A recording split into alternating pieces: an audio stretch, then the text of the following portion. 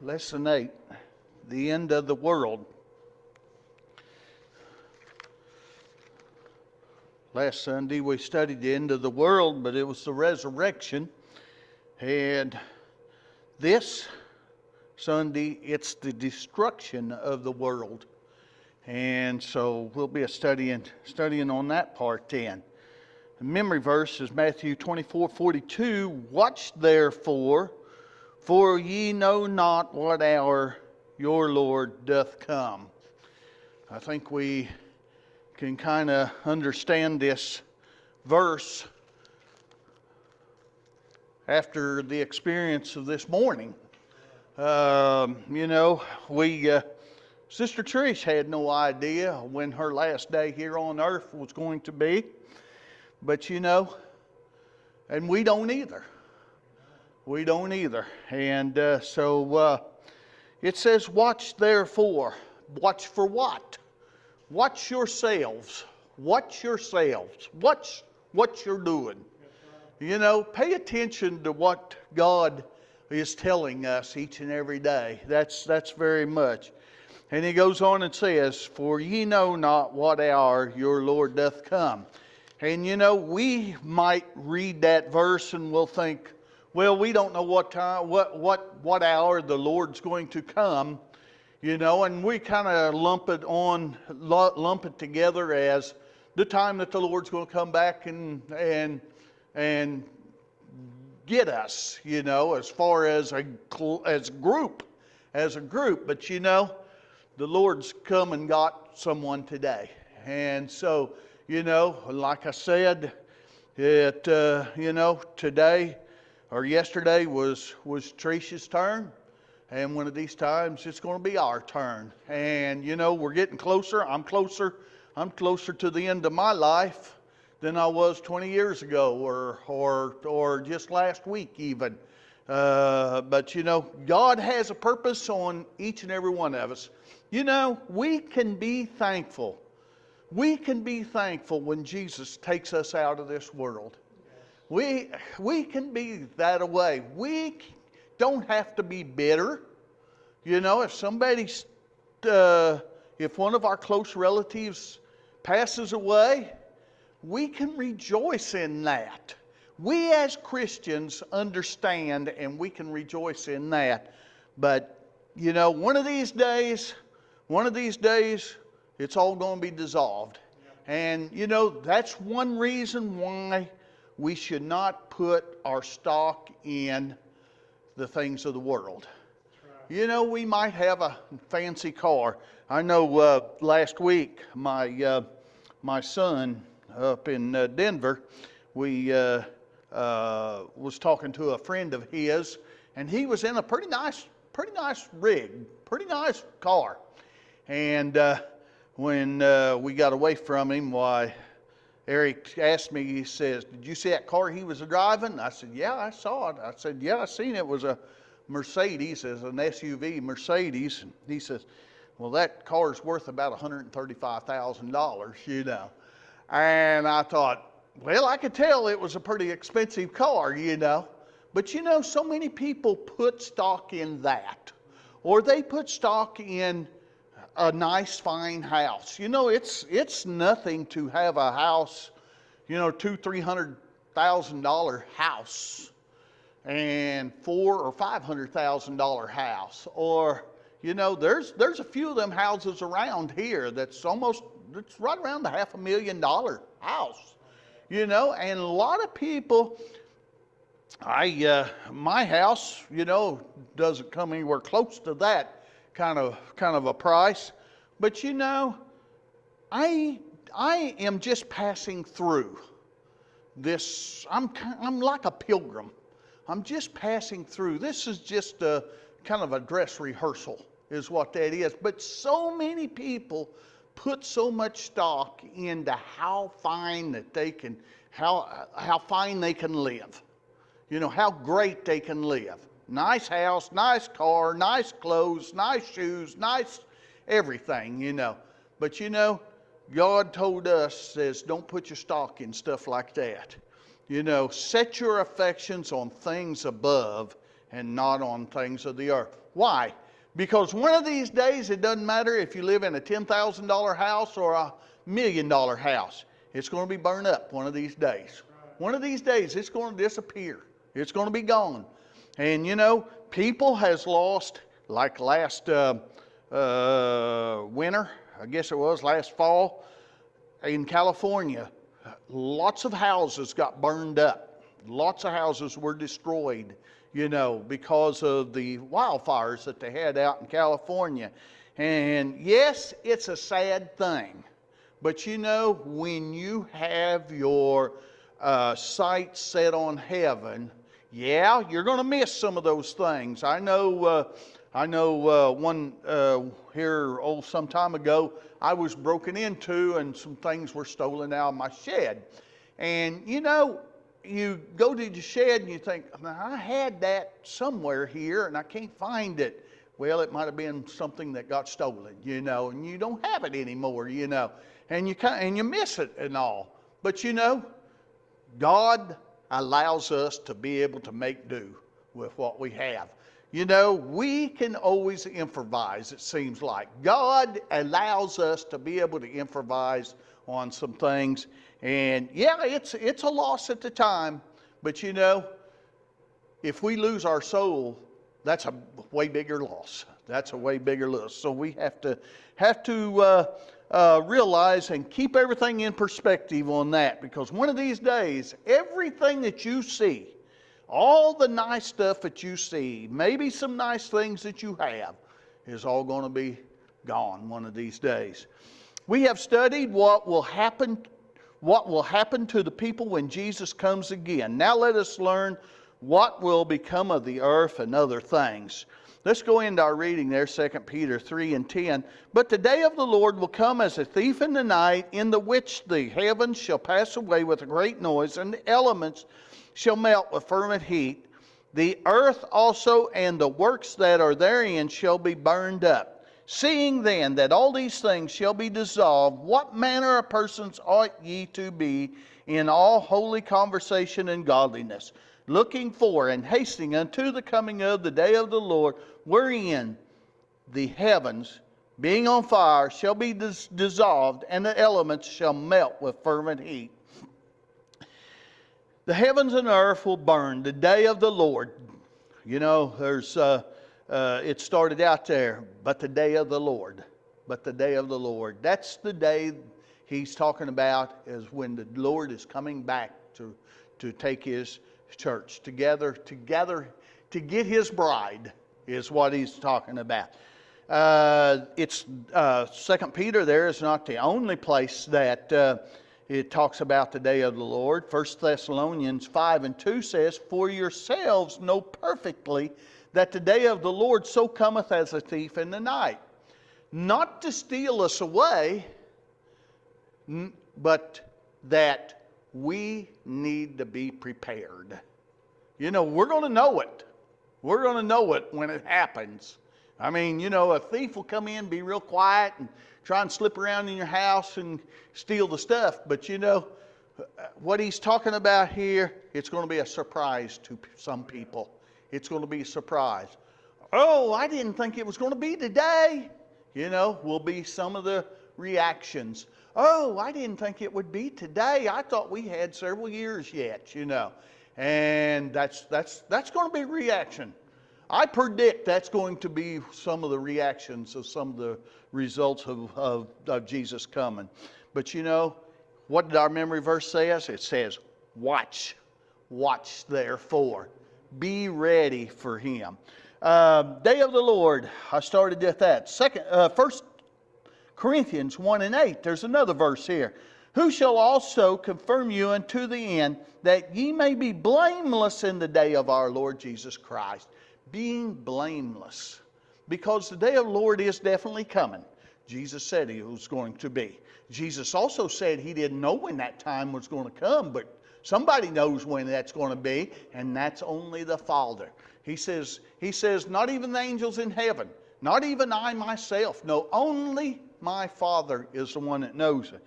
And us as mere little human beings down here, And a lot of people think that they know so much. Oh yeah, he's coming this day, because I looked in the different things, and this is the day that it's going to be. You know, I can almost usually guarantee that that's the day it's not going to be, because no man knows. So, but you know, we just need to be ready when that time comes.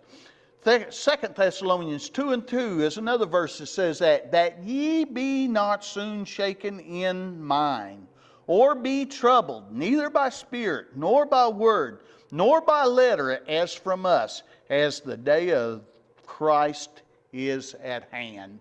And you know, we need to do like Paul wrote to the 2 Thessalonians there. Live as if today is the last day. Live as if today is the last day. What would you do if you knew today was the last day on earth? What would you do? Would you do things any different than what you're doing right now?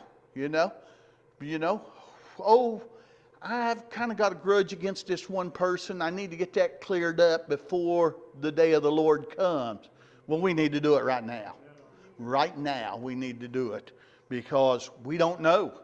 We don't know when the day of the Lord is. It's going to be one of these days, and you know, it's going to be narrowed down to one of these minutes too, and one of these seconds too, and that could be just any time. The day of the Lord, the day of the Lord, the day when the Lord is coming again, will come as a thief in the night. Thieves come unexpectedly. You know, if you knew a thief was coming, you would be ready, prepared for him. You'd be sitting there at the door, you know. So don't come in. Don't come in. You know, you'd bar the door shut, you know, if you knew that. But you never know. You never know when that's going to happen.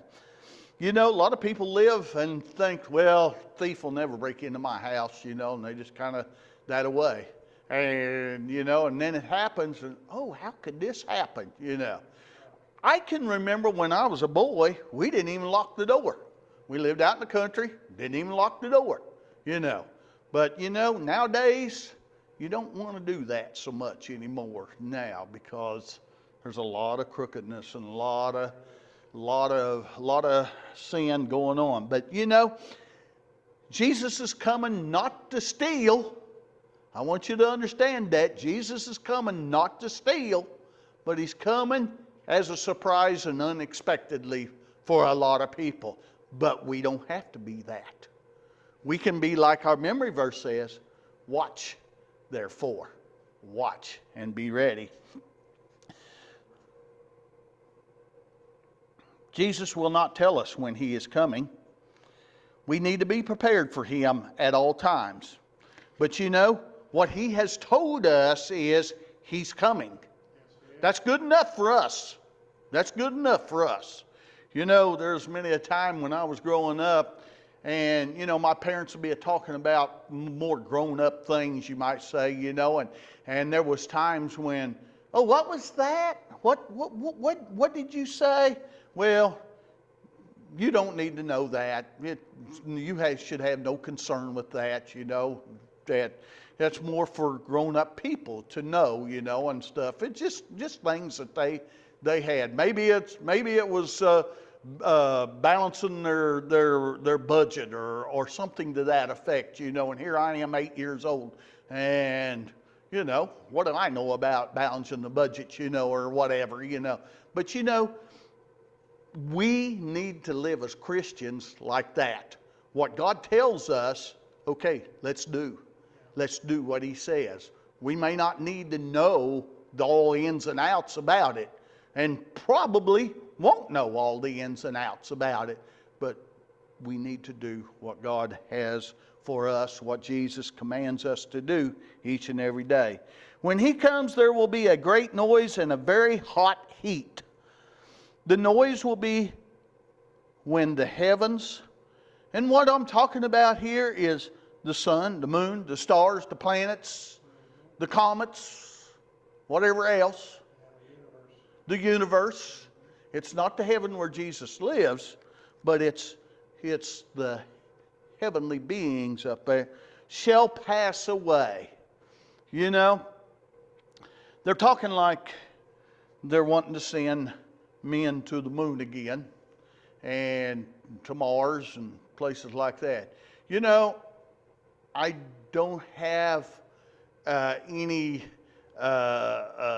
expert analogy on whether men are going to be on Mars or on the moon when Jesus comes.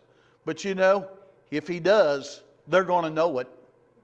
Or in a space station or somewhere like that, they're going to know it too. You know, everybody's going to know it. Everybody. You can't escape. You can't go to Mars and escape the coming of God. That's not going to happen.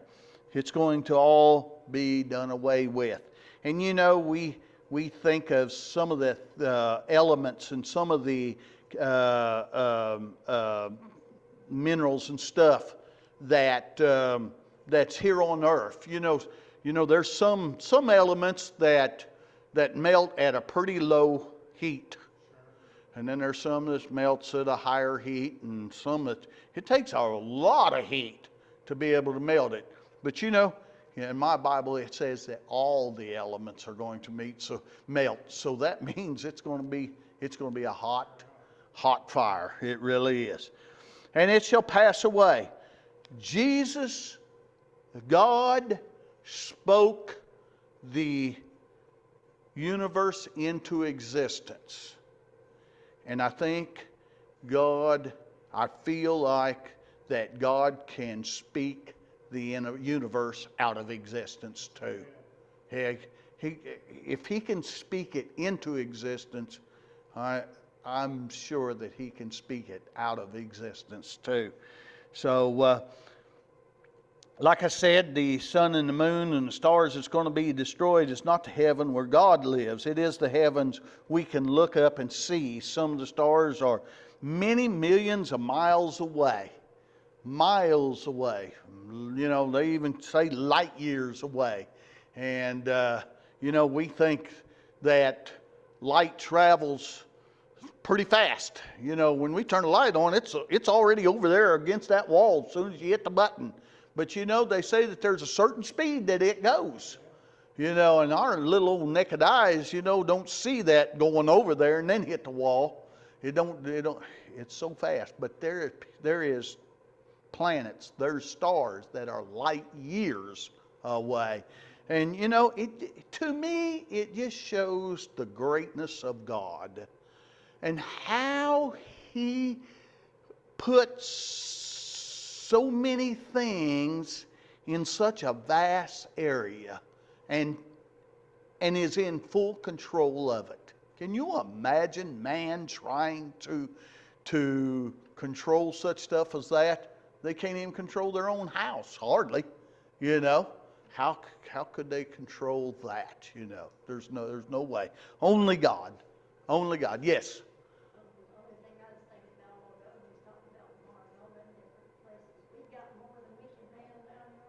Yeah. Yeah. Yeah.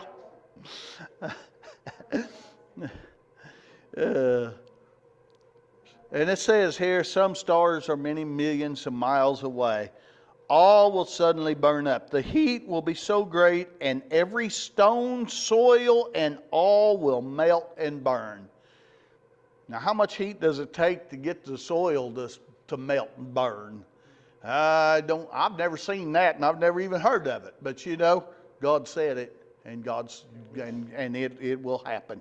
The earth also and the works that are therein shall be burned up. Can you imagine all these big skyscrapers that it took people years to put together and to build, and all is all going to be destroyed one of these days. These skyscrapers, I know that Devon Tower up there in Oklahoma City cost somewhere, I had heard, around $1 billion to build that, you know. It doesn't matter whether it's $1 billion or whether it's $5. It's going to be destroyed. It's all going to be destroyed. People put stock in such big things like that. And I guess they think it's going to save them. It's going to help them. But that don't do it. That don't do it. The earth also and the buildings that are therein shall be burned up. Buildings, cars, books, clothing, money, inventions, treasures, all will be gone forever.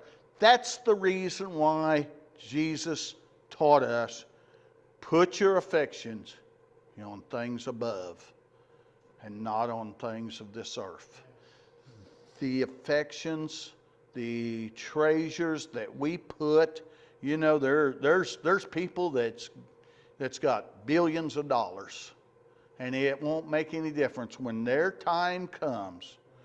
When Jesus comes back or when they die, them billions of dollars cannot buy one more second of time. Right. It will not. But so many people put their affections on that. Let's put our affections on things above. The things, what did he say? Where rust can't get it, to where moth don't get it, to where people can't break in and steal it and get it, because God's got it up there in His storeroom, and it's the best safe ever, is that storeroom. The best vault ever is that storeroom of God's. It's not money. No, it's not money, but it's the things that are dear to our hearts and that God holds dear is what it is. How shall we prepare for this? Nothing we can buy, sell, make, own, or handle will be left. Nothing. These benches are going to be burned up. The pulpit, is going to be burned up. We might think, I've heard some people talk about a sacred pulpit. Well, or even, let's bring it on down. The Ark of the Covenant, where God dwelt. Now that was sacred. Wouldn't you say that was sacred? That was sacred. That's material though. That's going to be burned up if it's anywhere around. It's going to be done away with, because we don't hold that as sacred anymore as that, because we are in a new dispensation of time. But anything we have, are you ready to get rid of anything that you have? Are you willing to turn that over to God and let Him have it? If not, then we need to kind of take inventory of our life. However, we will remain. Human souls can never end. Human souls. Don't get that mixed up with the body, but human souls. Both good and evil people will remain. It's got a comma there. Remember last Sunday's lesson? Remember we was talking about that. If we are God's children, we can go up with Jesus. If we have holy conversation or sinless action, or our conduct is right with God, is what He's talking about. We look at, and we've already expounded on conversation, maybe last week or the week before. Conduct. That's not just conversation, talking among ourselves, but it's conduct. That's what He's talking about here. Sinless actions. Godliness. He will take us with Him if we have that holy conversation, have that holy conduct. We have to have. That's the only way. Sin can never enter there. That's right. There's a song that reads that away, that sings that away. Sin can never enter there. If you get to the door and sin's in your heart, you can't go. That's the rule. That's the rule. Godliness is being like God, having Him in our hearts. Only sin can ever destroy these things. Be sure you have them. We go toward the day of the Lord, looking for. We can choose how we do this. We can watch and pray. We can expect Jesus. We can be careful to be ready for Him.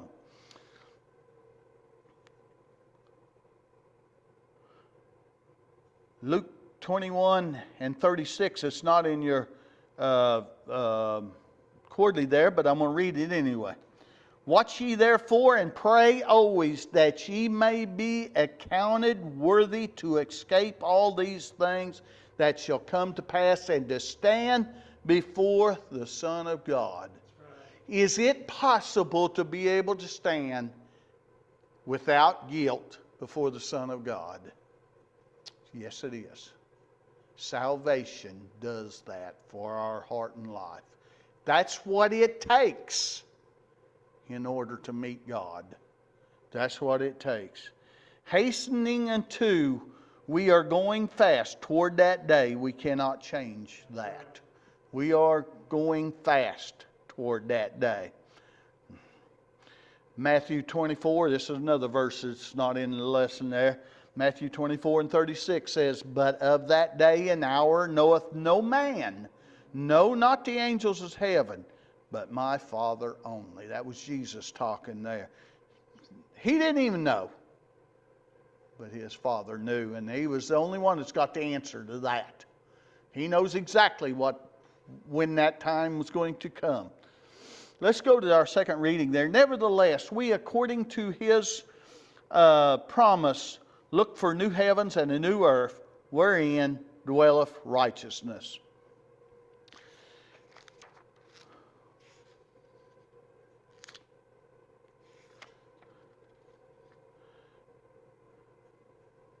Let's back up a little bit, and I'd like to expound on that day of the Lord and all. I've read this verse a little bit quick there. This description is not figuratively speaking. It is literal. The destruction of the world. That's not figuratively, if you understand what I'm trying to say. This is actually going to happen. It's literal. There is coming an actual destruction of the physical heavens and the earth. That's actually going to happen. And, again, like I said last Sunday, I don't want to scare you into this. You can't be scared into being saved. You can't be scared in. You can be scared to death, but you can't be scared into being saved. That only comes through the calling of God and you willingly give your heart and life over to Him. All riches, possessions, and material treasures will vanish in an instant. For the things which are seen are temporal, but the things which are not seen are eternal. That's 2 Corinthians 4 and 18. Then will appear in startling sharpness the wisdom of Jesus' counsel to lay up treasures in heaven where nothing can corrupt or steal them. That's the real answer right there. And I want to expound on that. Don't worry about how big your bank account is here on earth, but think about what your bank account is in heaven. That's way more important. I can't buy groceries with the bank account in heaven. No, but God's going to provide for us. He will see that will be taken care of. Okay, let me read this second again, the second reading there, 2 Peter 3 and 13. Nevertheless, we, according to His promise, look for a new heaven and a new earth, wherein dwelleth righteousness. A new heavens and a new earth. God has promised that after the heavens and the earth are destroyed, He will make new ones. He has not told us much about the new earth, but it will be good. It will be good. In it will be righteousness. Can you imagine only living in a place where there's only righteousness? Can you imagine living in a place where you don't have to lock your doors? Can you imagine living in a place where there's no bickering and fighting and trying to get even? Or only unity? Only unity? Politics is done away with. Wouldn't that be wonderful? Oh, well, that's what heaven's going to be like. There will be no sin, nor sorrow, nor death. You know, we experienced death the last couple of days, you know, or this morning, I guess, for most of us. But, you know, there'll be no death up there in heaven. It'll be all done away with. It'll be done away with. How wonderful. God showed John something of how it will be. Read Revelations 21, 1 through 4, when you have time there. God himself shall be with his people there. Now he is in their hearts, and that's the key right there. We have to have him in our heart before we can experience all this wonderful things. And like I said last Sunday, you take people that do not have Christ in their hearts, they don't like coming to church. They would rather do anything rather than to come to church. Oh, I would rather be out at the lake than to come to church. Or I would rather be shopping than to come to church. You know, we have it nice and cool in here. It's not because it's hot or anything, you know. I mean, climate control is very well in here, you know. But, you know, people do not like coming to church that do not have God. And yet they talk about going to heaven, you know. They're not going to be, it's not going to be an enjoyable place for them if they don't like coming to church. God himself shall be with his people there. Now he is in our hearts. Then they will see him. Now we see through a glass darkly, but then face to face. That's in 1 Corinthians 13 and 12. You know, if we enjoy being around Christian people, we as people are going to enjoy heaven. If we enjoy being in the presence of God, then we're going to enjoy heaven. Heaven's not going to be a disappointment. Heaven's not going to be a disappointment. We don't want to be left here anyway because there's no place going to be here to stay. So like I said, we need to put our affections on things above. 2 Peter 3 and 14. Let's read this part. Therefore, beloved, seeing that ye look for such things, be diligent that ye may be found of him in what? Peace, without spot, and blameless. Blameless. And there's another place that it says without wrinkle. Without spot or wrinkle. You know, so many of our wives, you know, they look at our shirt and, you know, yeah, it's nice and clean, but you know, if it's got a wrinkle on it, oh, we need to stick that in the dryer, or we need to press that shirt because it's wrinkled, you know. And so, you know, that's very important. That's very important. And but you know, God doesn't want any spot, don't want any wrinkle. He wants us to be blameless. He wants us to be found in peace. The kind of people who will live with God. If there is to be no sin in heaven, surely there will be no sinners. Isn't that pretty simple? That's pretty easy to understand. Only those who now in this life have their sins washed away by Jesus can live then with God. We must be diligent that when Jesus comes, he will find us in peace. That means with his peace in our hearts, a peace that passeth all understanding. That's found in Philippians 4 and 7.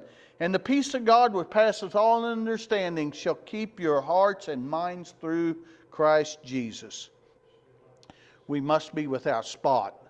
And what he's talking about, without sin. Have no sin. We must be blameless, doing nothing that God does not like. To be like this, we must first be saved. We must have Jesus in our hearts. He will come into your heart if you repent of your sins and ask him. Then live without sinning, and he will abide with you always.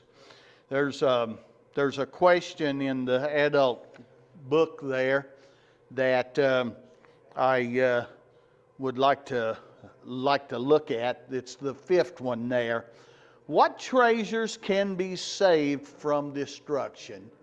You know, I think we found out today that there is no treasure here on earth that is not going to be destroyed. You know, we got metal. We've got all kinds of metal. We've got all titanium.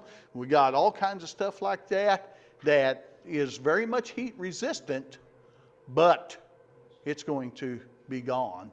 The only treasure that's going to be saved from destruction is what we have in our heart, Jesus Christ. That is what's going to be immune of the destruction down here.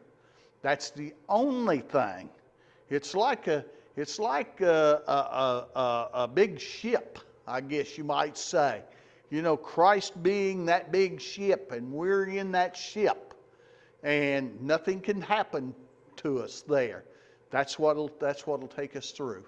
But you know, we have to be in that ship. You know, Noah built an ark. You know, God told him, build an ark. Build an ark, Noah, because I'm going to destroy this earth, you know. What if Noah would have said, oh, that's not going to happen in my lifetime. I'm not going to worry about it. You know, but he didn't do that. He built that ark. The animals came on that ark. Noah and his family got in that ark. And God shut that door. He preserved them in that ark because he liked Noah so well. Well, no, it's because Noah followed God. It was because he was perfect in his generation. And you know, that's the way we are. We're not living in Noah's age anymore. We're not living in Moses' age anymore. Are we perfect in our generation? Well, if not, we better get that away. Get in that ark of God. Get in that ark of God, because that's the only ark. That's the only thing that's going to be preserved at the end time, is that ark. Just like Noah was in that ark and the rains came, the ark started floating, the ark went places, and when it came time to rest, God allowed that ark to rest where he wanted it to rest. And people got out. They were preserved. He got off of that ark, and what did he see? Nothing other than what was on that ark. That was it. The earth was still there. Yes, it was there, but there wasn't a living thing except what was preserved in that ark. And that's the same way it is at the end time. The ones that are going to be in that ark is going to be the ones that are going to be preserved and be able to go to heaven. So the end time is coming. It's definitely going to come. I'm going to say something that don't put off or overlook the end time. You might think that, oh, it may not happen in my lifetime. And that's true. It may not happen. But let's be prepared. Let's live each and every day as if this is the last day on earth. Each and every day as if this is the last day on earth, and be prepared. What's our memory verse say? Watch therefore. I don't watch for your soul. I don't watch for your soul or your soul. You have to do that on your own. You know. Now, if I see something, you doing something that may not be quite right, hey, maybe we better visit this a little bit and see what's going on. But no, we watch our own souls. I've got enough. I've got, like Sister Glenn has said, I've got enough to worry about right here. Right here. God give the responsibility of me to me. And so that's what we have to. We've got enough responsibility of our own without having to worry about other people. But we need to be ready, because that day is for sure coming. I'm going to leave that with you then.